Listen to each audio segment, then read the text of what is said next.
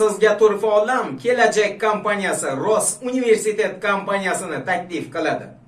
Rossiya va mustaqil davlatlar hamdo'stligi davlatlarining eng nufuzli top 1000 talik davlat universitetlarida o'qish niyatida bo'lgan yoshlarimizga Ross universitet kompaniyasi o'zining oliy darajadagi xizmatlarini taklif qiladi. Ross universitet orqali siz kafolatli, noto'g'ri eshitmadingiz, kafolatli talaba bo'lish imkoniga egasiz. Assalomu alaykum hurmatli muxlis, siz bilan yana o'sha siz bilgan turfa olam. Bugungi roligimiz orqali biz sizning e'tiboringizga ko'pchilikka bugungi kunda Hazrat Alisher Navoiyning do'sti sifatida ma'lum bo'lgan Temuriylardan sanalmish Husayn Boyqaroning so'nggi kunlari bilan bog'liq bo'lgan siz bilgan u bilmagan ma'lumotlarni taqdim qilamiz. Marhamat, tomosha qiling. Hozir biz sizga hikoya qiladigan voqea tarix va adabiyot fanlarida Husayn Boyqaro haqidagi mavzuning ichida yozilgan emas. Uni ko'pchilik darsliklarda yurak xurujidan vafot etdi deya yozishgan bo'lsa, yana bir zamonaviy adabiyotlarda Sulton Husayn Boyqaro to'satdan kutilmaganda bu olamni tark etdi deb yozilgan. Aslida esa tarix xuddi hozir biz sizga bayon qilganday bo'lib o'tgan. Hali rolik boshlanmasdan turib, darsliklarda yo'q bo'lsa siz buni qayerdan bilasiz deb kommentariyada har xil salbiy fikrlar yozadiganlar diqqatiga. Hozir biz rolikda aytajak barcha ma'lumotlarni 2009-yilda o'zbek tilida Yangi asr avlodi nashriyotida nashr qilingan Umid Bekmuhammadning Mozidagi sirli o'limlar asaridan olganimizni aniq fakt o'rnida eslatib, mavzuni boshlaymiz. Husayn Boyqaro 1470-yilda o'zining haramiga Hadicha begim ismli go'zal ayolni kanizak sifatida qabul qiladi. Eslab qoling, Boyqaroning ayanchli taqdiri aynan mana shu ayolni unga yaqinlashgan kunidan boshlanadi. Endi asosiy faktlar. Hadicha begim shiyalikning o'ta mutaassib oqimi bo'lgan Rafiziya mazhabining vakilasi edi. Husayn Boyqaro esa buni endi aytmasak ham bilasiz, butun saltanat musulmonlari singari Imom Azam mazhabiga rioya qilardi. Hadicha begim qisqa vaqtning ichida makkorlik siyosati tutib, ishva-yu noz bilan bir amallab tasavvur qiling, oldin Husayn Boyqaroning xotini, keyin esa malika darajasiga erishadi.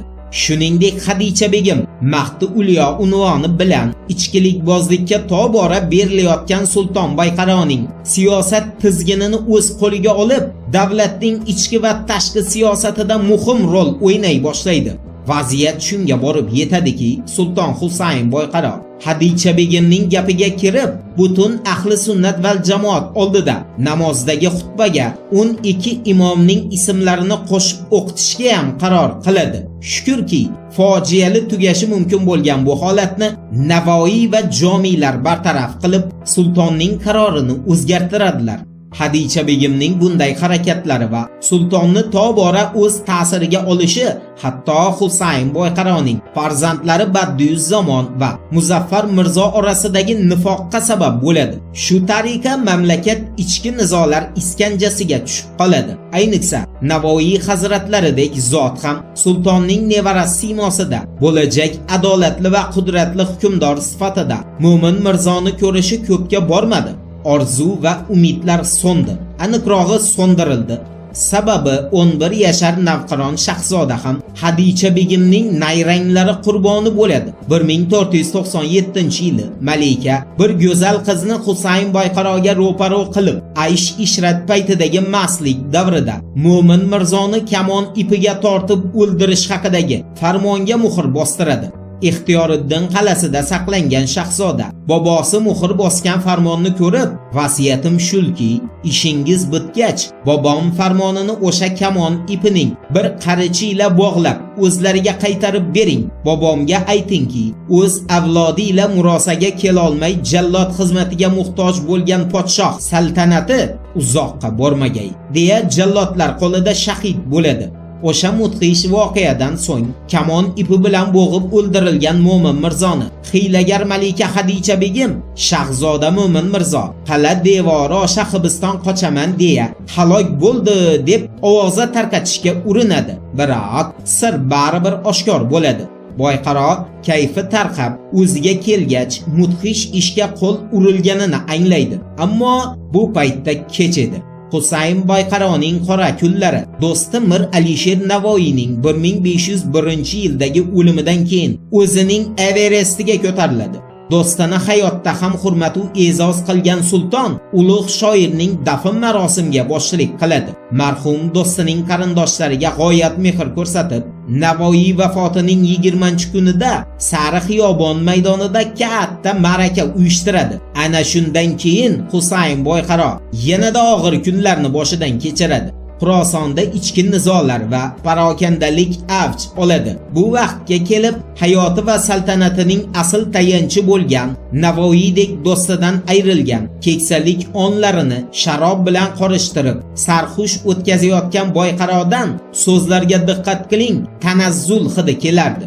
Negaki Mavaraun Nahrni fath qilgan Shayboniyxon Jayhunni kechib Balxni qo'lga olgan, endi Hirotdek shahri azimga yaqinlashib kelmoqda edi. Ayniqsa 1506-yilda jangu jadallarda Shayboniyning qo'li baland kelib Boyqaroni mag'lubiyatga uchratishi aniq bo'lib qolgandi.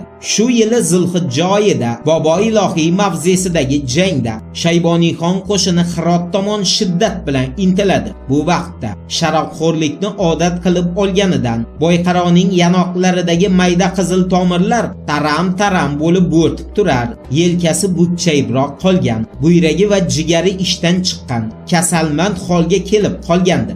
Natijada bir tomondan xastaligi, ikkinchi tomondan mag'lubiyat alamidan Boyqaro hushidan ketib, vujudida ham hayot-mamot jangi kechadi. Oqibatda kutilmagan fojia yuz beradi.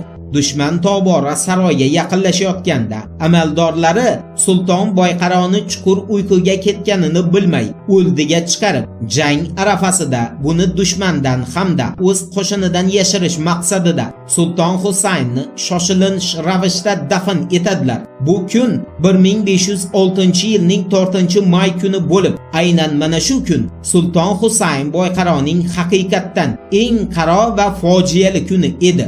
Sababi Husayn Boyqaro o'lmagan edi. U tiriklayin ko'milgan. Boyqaro qabrini ochgan navkarlar hayratdan lol bo'lib qolishadi. Negaki ular Xuroson hukmdorini Hirotdagi o'zi qurdirgan madrasaga shohona dafn qilish uchun sulton vaqtincha ko'milgan qabrni ochishgandi. Ne ajabki, murdaning tirnoqlari sinib ketgan, kafan yarim yechilgan, hamma yoqda qon dog'lari qotib qolgandi. Bundan shunday xulosaga kelish mumkinki, podshohni hushidan ketganda o'ldi deb o'ylab tiriklayin ko'mishgan. Keyin esa baxtiqaro Boyqaro hushiga kelib, o'zini dimiqqan lahatda kafanlangan holda ko'rgach, bor kuchi bilan qabrdan chiqishga intilgan. Biroq Xuroson hukmdori Temurizoda Husayn Boyqaroga qabrdan chiqish nasib etmagan. Mavzuni esa Hamidulla Abdullayevning Bir tomchi aql kitobidan olingan, aynan shu mavzuga aloqador bo'lgan she'ri ila yakunlaymiz.